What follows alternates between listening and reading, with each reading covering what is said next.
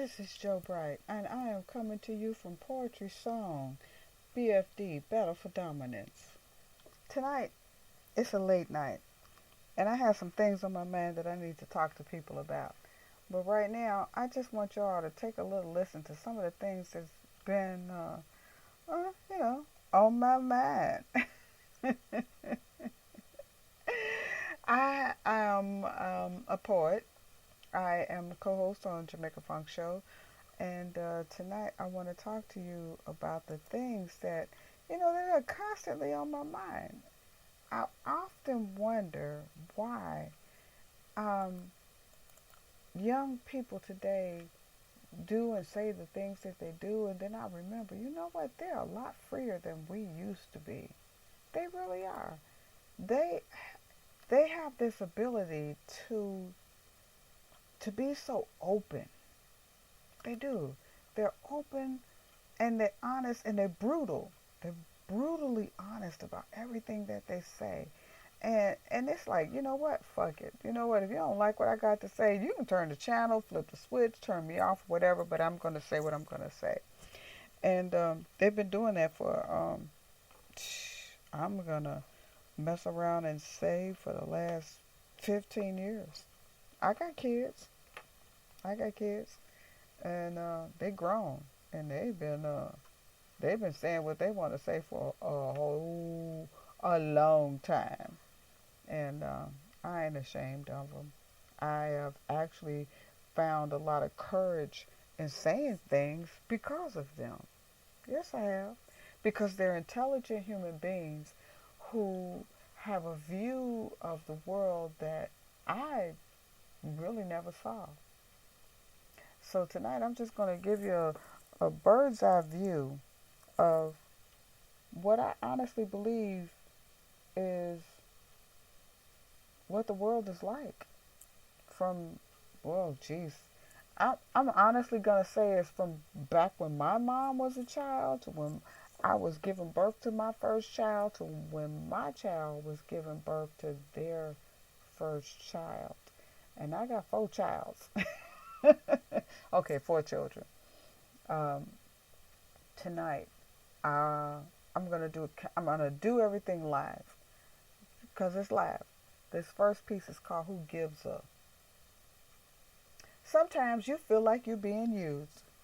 You want to lash out at the world and curse at strangers just because they happen to be standing right in front of you where you turn. Sometimes it will take you out of your bed and yell for help, and your senses won't be ready for it. But you'll rub your eyes, scratch your head, drag your hands across your face, utter inaudible sounds, but you'll respond. And at first, it will be because you know it's the right thing to do, but after a while, it will feel like a part of your day. And when you don't do it, everything will stop, take a back seat, hang on the hinges until you do it. It will consume you and your day. You won't like it so much one day because it will take all of your patience to do it.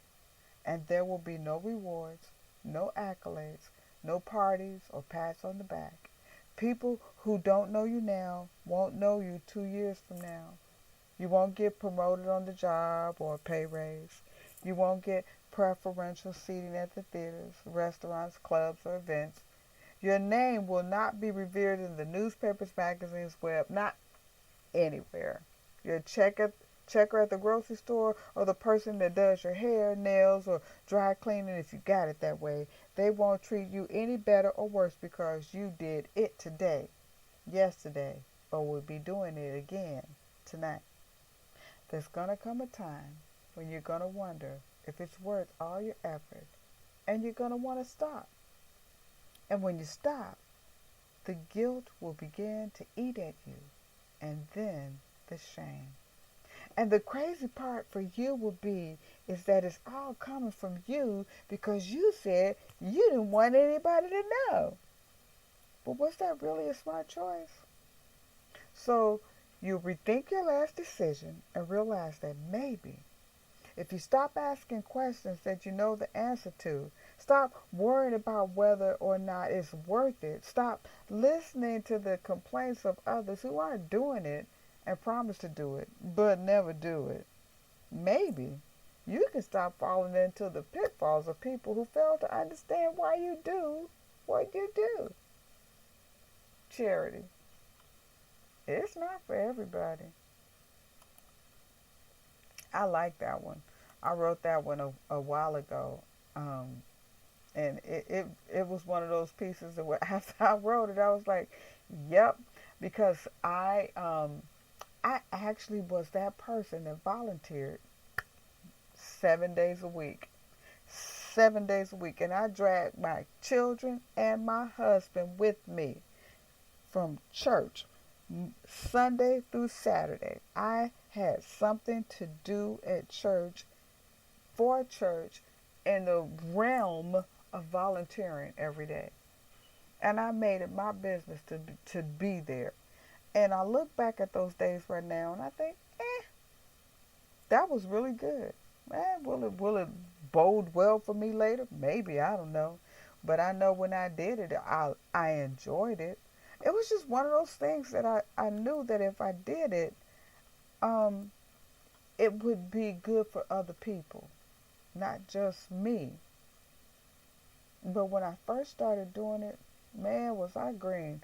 I was putting my name on everything. And when you put your name on everything, you have to remember that you are responsible for everything that comes out of you. Yeah. I volunteer for everything. They needed a chaperone to go on the bus, I was there. They needed a chaperone in the gym, I was there. They needed a chaperone in the classrooms, I was there. They needed a chaperone to, please, just be in the playground, that was me. I became a room mom. I was a Girl Scout leader. I was on the PTA. I became an assistant teacher. I went and got my certificate so I could be a substitute teacher. And I went and I substituted at every school that my children were in. I was the penultimate volunteer. And I wasn't ashamed of it. I was proud of it. I was glad for it. And I realized that not everybody is built to do that. It's true. Not everybody is built to do it. But I was. And at the time, I was glad for it. I didn't have a whole lot of things on my agenda that had anything to do with anything else. But my children and the development and how they saw people and knowing that I was a part of what they did, that was important to me. And I made very sure that they saw me every day. And you better believe they saw me every day. So here we are, fast forward to the future. The present. The future for them, the present. I don't know, is it the present for them? It might be. And I became this person that I am right now. So here is this one piece that I wrote a long time ago, and I'm going to recite it verbatim tonight. It's called The Who I Am Now. This thing called self-image, the who I am now, right now. So I'm looking in the mirror at this person, and she's staring back at me. And she's gotten a little older, and she has these tiny gray hairs on her temples, some small creases in her face between her cheeks and mouth. Her eyes seem a little deeper set and just a little darker. There's wisdom there. Was my nose always this big and my complexion pale? But there's an eerie confidence about her now that wasn't there before. Before, I was this girl who portrayed a self-confidence that wavered when a more self-confident person came along. She was always in danger of being molded and shaped into somebody that she didn't want to be, but was too timid about the process of growing, and she would let somebody lead her to that person she wanted to be because she didn't know how to do it herself. She was somebody I don't know now. But there she is staring at me from the other side of the mirror. And I really have put her through a lot over the years. In the beginning, her life was like a maze, and navigation was difficult at best. And sometimes, no matter what decision she opted for, she worried about the outcome. And when she saw what that decision brought, she questioned whether she should go back and do something else, because really, what if she decided con against pro? I mean, the pros never seemed to gain much and always seemed to be the odd ones out and always wondered why. And the questions kept coming, even after the answers were given. But she kept moving forward. Her life to her at first always to her seemed so unfair. She wanted to know why making the choice to be good was so great, because good was so boring, and she didn't like going back on her word. So she, I, me, we learned what integrity really meant in action. She was always in danger of being shaped into someone I'm not and didn't ever want to be. She kept her guard up. I mean, way up. So far up, she, me, I almost shut everyone out. But was that a bad thing? Had she, me, I not opened the door, taken the chains off, or peeked through the curtains, we could have become someone else, not the who I am now. The who I am now, I like her smile. She's friendly and outgoing and helpful. She never lets anything bring her down, and she doesn't cower in a corner when she finds herself dealing with adversity. I like that she looks people in the eye when she's speaking to them. She laughs and giggles and tells really bad jokes. And when she was younger, much younger, she cried at the drop of a pen. But she, me, I, we learned how to choose which battles were worth fighting. And so now the tears she shed from this pretty face are for those chosen few. You know, her hands were so much stronger before now. I mean, she could pop open a jar like there was nothing to it. Lift loads of laundry, trash, garden leaf bags, boxes, bunk beds, the kind of heavy lifting that needs to be done over a lifetime. But our hands doesn't seem to have any signs of aging. No marks, no wrinkles, no fine lines, just smooth skin, just hands. But they can't do all the things they used to do. And that's okay, because who wants to tote that barge their entire life? Life has dealt the same cards over and over. The deck even got reshuffled a couple of times from what she could see. And there have been new decisions and courses of actions and a turnaround in my mindset, a shift in the way things are. And here I am, the who I am right now. I mean, maybe you don't get it. Maybe you don't see it. Maybe you're trying too hard to make sense of it. Maybe there's no sense to be made. Life, my life at least, has been a culmination of events so wondrous, like birth and death. I mean, some horrific, like birth and death. Some that can categorically be labeled an enigma, like birth and death. But whatever the case may be, I'm not anywhere near the end, and I'm really just getting around to the real middle. So I'm just looking at this girl in the mirror who just stares back at me. And I wonder where she got the strength to keep going, to persevere, when all she wanted to do was just let someone, anyone, anybody take over and call it a life. But she's right there, still me, still breathing, still choosing her battles and crying for the chosen few.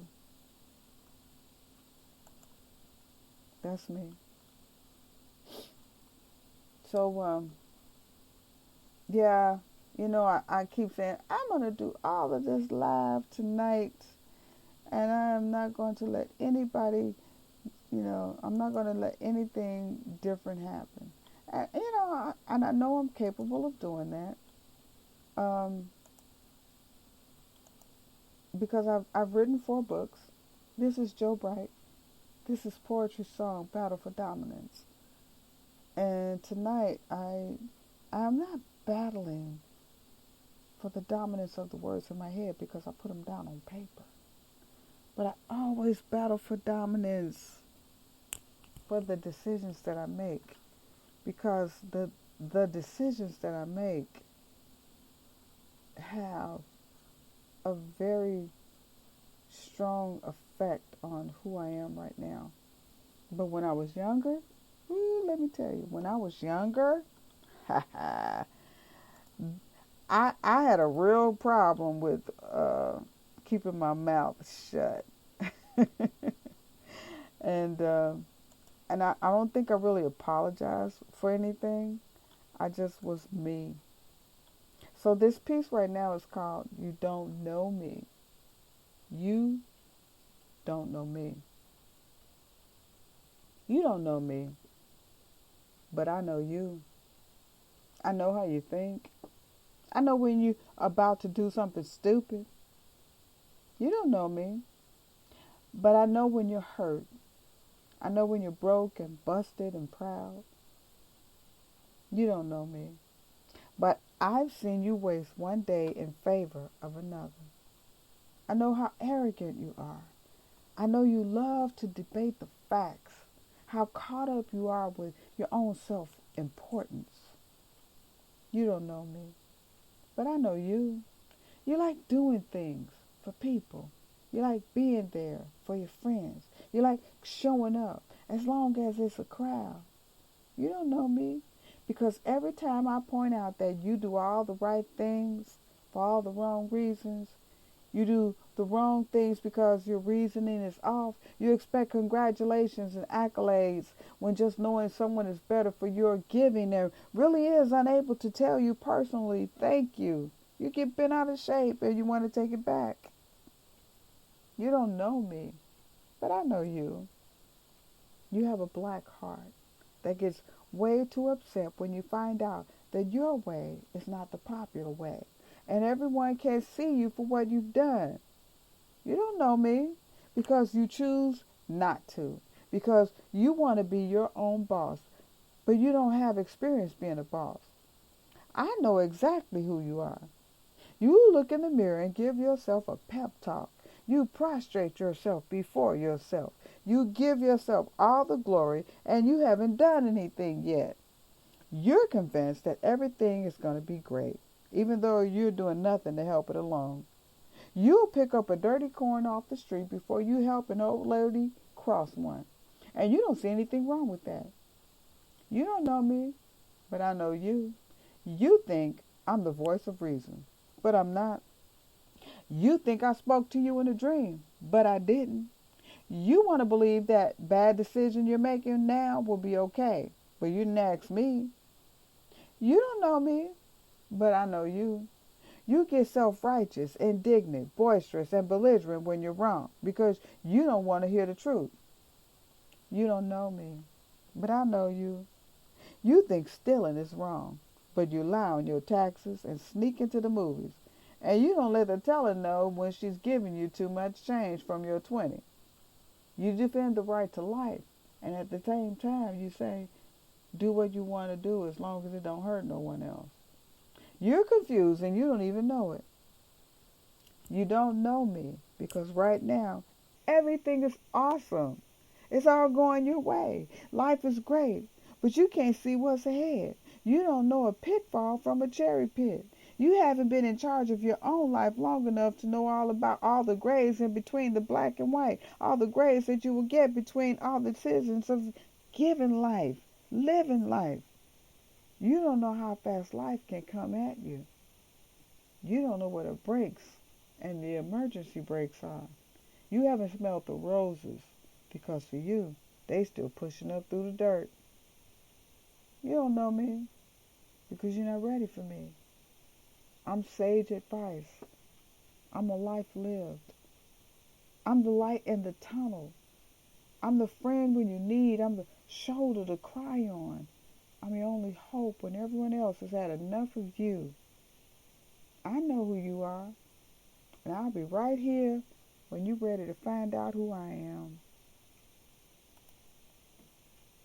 am. That's called You Don't Know Me. I Know You. I I've written in stages of my life, and I found that that's really a really great thing because I can look back on my poetry and see where I was when I wrote it. And some of the stuff as I've written it, I'm like, wow, I was really young when I wrote that. But there are revelations in my life, and I think I think that I really love that about my poetry. So here I am now, whew, I'm going to say it, 20 some years later, 30 something years later, and I have written my resume, excerpts from my resume, the Journals of Joe Bright, Mama Said, and currently working on Poetry Song. And I have been a performer, spoken word artist. I have also been a producer for television. I am currently a co-host on the Jamaica Funk Show. It's a social media television on YouTube on the Catherine Winston channel called the Jamaica Funk Show. And I have I I I manage 3 websites: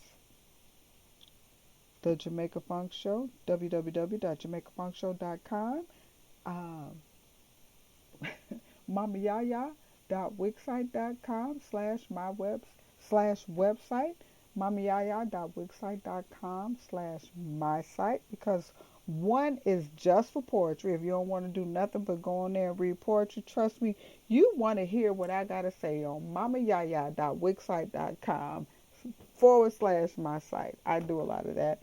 I also do this. Um, I have this channel here, Poetry Song, BFD, Battle for Dominance, with me, Joe Bright. Um, and I also do a radio program with the Jamaica Funk Show with Catherine Winston and Christos Tausidas. I got a whole lot to do because, when you think about it, you go, oh, she does a lot. Y'all just don't know. Y'all just don't know. I do a lot. I'm a social media strategist and a network marketing diva. You hear me? I am on Twitter. I am on Facebook. I have 3 Facebook pages. Johanna Bright, excerpts from my resume. I am called Poetic Mama on Tumblr. I am on Google Plus. I am on YouTube. I am everywhere you want to read. I have 92 videos on YouTube, maybe more, but last count, I have 92 videos on YouTube that chronicle my journey being of indie publisher. That's what we call ourselves now. I publish my own stuff, and I publish them on my website.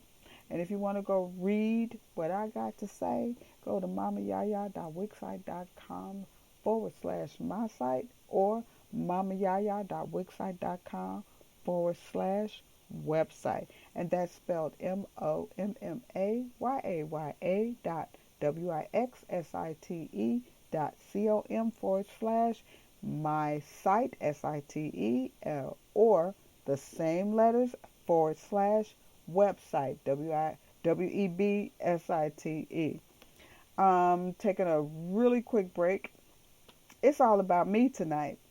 I would get so sick and tired of talking about the fate of the United States government. But I'm going to come back and say a little bit about that.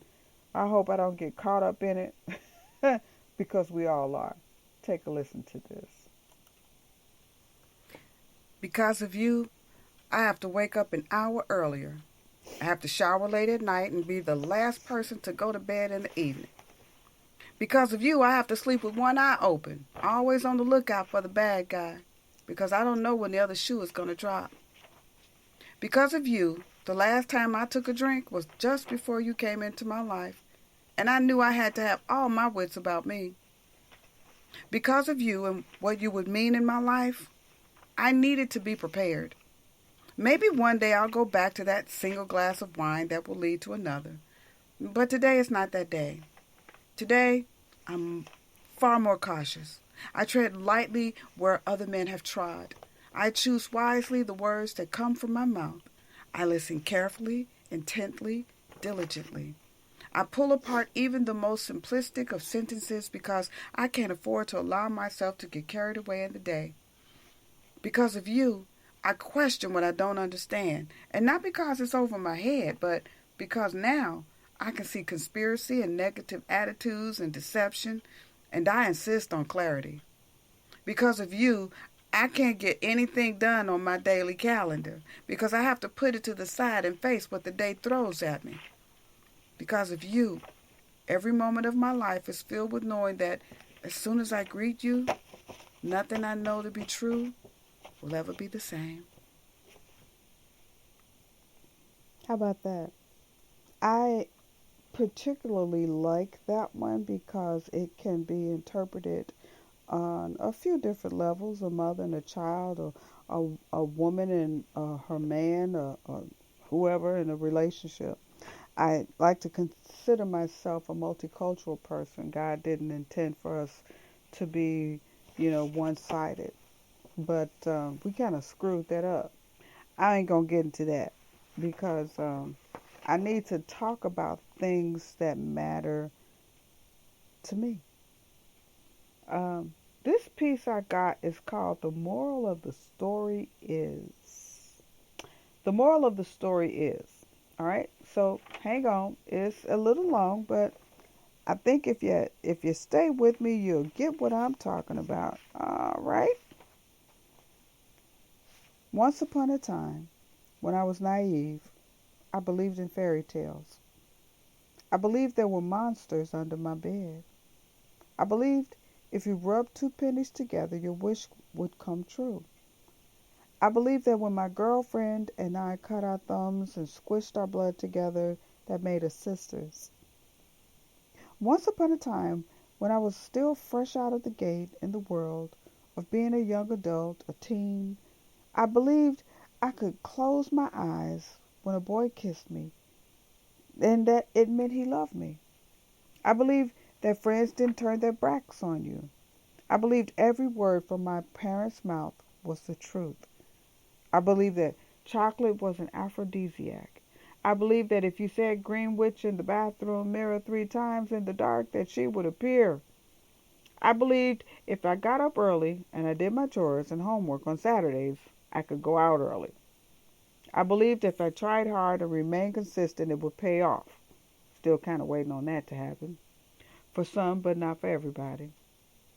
Once upon a time, when I was blinded by the stories of success and wealth, fame and riches, I believed I could get a piece of that action if I was in the right place at the right time, standing in the right spot, wearing the right clothes, leaning the right way with the setting sun hit me just the right angle. I would be seen and discovered by the right person who would just so happen to be a wealthy producer and become immediately enamored with my presence and would approach me with an offer I couldn't refuse. Whisk me away in his limo, and I would become all those wonderful things we all wish for and live happily ever after. This little girl grew up in a big family with no money and very little hopes of ever being more than what she was. She grasped on to every good dream, wish, and happy fairy tale she could to escape the horrors of life in the ghetto and live some happy, shiny place somewhere free. But the fairy tale with the happy ending, I live in the real world. And until I take my last breath, honey, it's always going to be once upon a time. So that's what that's like right now. We living in a we were in a fairy tale. And you know why I say we living in a fairy tale? 9 years ago, we lived in a fairy tale. It was wonderful, wasn't it? We had the Obama administration. And while he was not a perfect president, he was the president for all people. He said all the right things at all the right times, and everybody was happy when they saw him. He could step. He could do a little jig in front of the camera. He dropped the mic. He fist bumped. He had the coolest VP we have ever seen. And his wife, Michelle, please, what woman didn't want to mimic her? But we forgot. He could only serve 2 terms.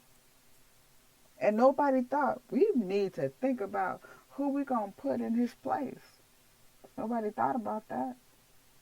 Not one soul. And the Republicans were not about to help us. And neither were the progressives or the liberals. because everybody said he's a black president. I can't believe he's doing what he's doing. And the Republicans, let me tell you something. They did something that was absolutely biblical. They all got together and vowed not to help him or anybody who wanted to help him. But they didn't prepare either. Oh no, they didn't prepare. But the reality is, because they know how these things go, they went and they was like, we got Donald Trump in our camp. And guess what happened? Ha ha. We got an idiot for a president. We did that to ourselves. So here we are. We are not even 6 months into the end of the election, and it is just so much crap happening, and people are dumbfounded, and some people are unfortunately exhausted. It's exhausting. It's exhausting. I'm exhausted. Hell, I don't even want to pick up my phone anymore when I wake up in the morning, because that's what we do. We wake up in the morning, we pick up our phone to see what time it is, we find out what the weather is, we check our email, and the first damn person that comes on my phone is that ugly guy. I mean, it's not so bad that, yeah, it is really. It's bad enough he's the worst thing that ever happened to the presidency of this country in years. He's also the ugliest. He's ugly. There is nothing redeeming about him. Trust me. I don't even want to pick up my phone. I don't want to see him, look at him, talk to him, nothing. I got a laundry list of things I got to do every morning. And I got to tell you, KT will tell you every morning, she miss him. I miss looking at him, because ain't nothing like looking at a pretty face in the morning. And let's face it, Barack Obama he's a handsome guy. He's not the kind of guy I would fall for, but he's a damn sight better looking than any president we've ever had, in my opinion. We ain't had no good looking ones, in my opinion. He came, I want to say he's kind of close. But because he had that kind of like, all right, I'll say it, he had a savoir-faire about him. But other than that, he was, I didn't want to put no music on it and put his picture up on the wall and dance to him.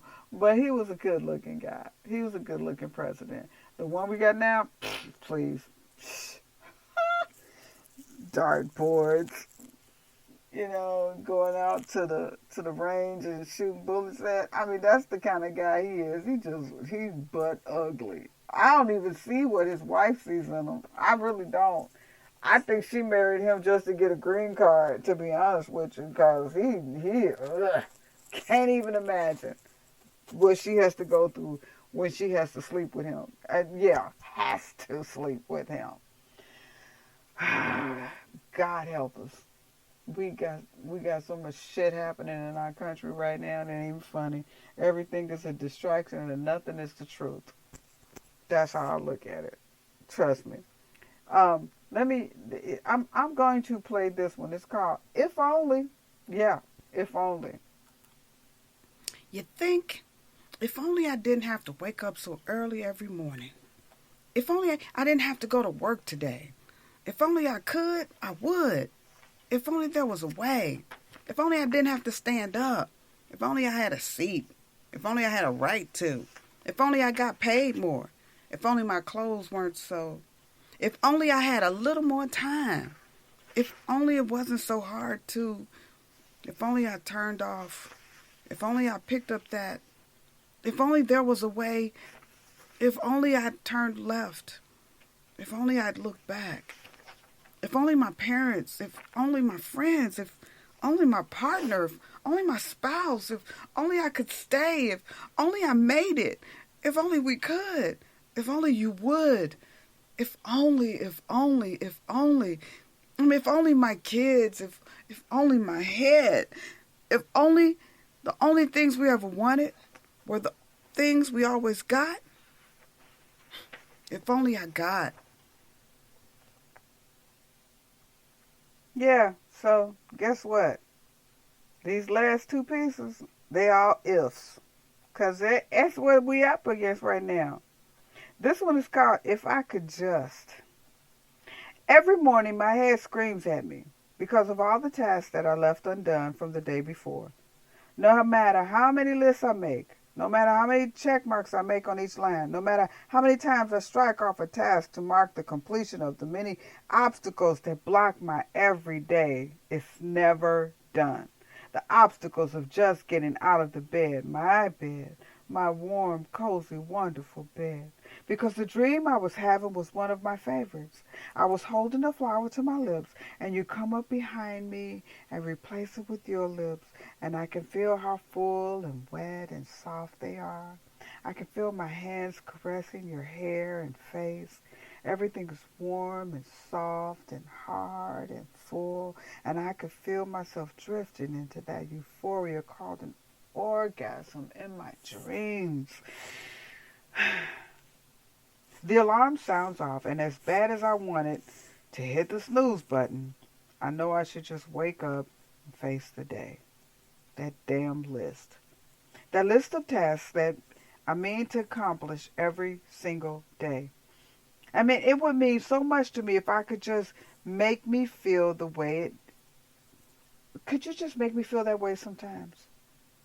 I mean, I can do so much by myself, on my own, and I don't have any self-esteem issues. I don't need a knight in shining armor because I can save myself in this wretched world most days. So don't get me wrong or get it twisted. It's not bad. I just rather have a partner sometimes. Someone who realizes that it doesn't hurt to sing the praises of the one you love. I just want to know if you're still in it with me. Or are you just, sitting on the sidelines, joining in when you feel like it? Because it seems like too much work to you now. So my head is just screaming, wake up. And I tell it, shut up. Because it's way too damn early in the morning to have to deal with this. So on the list you go.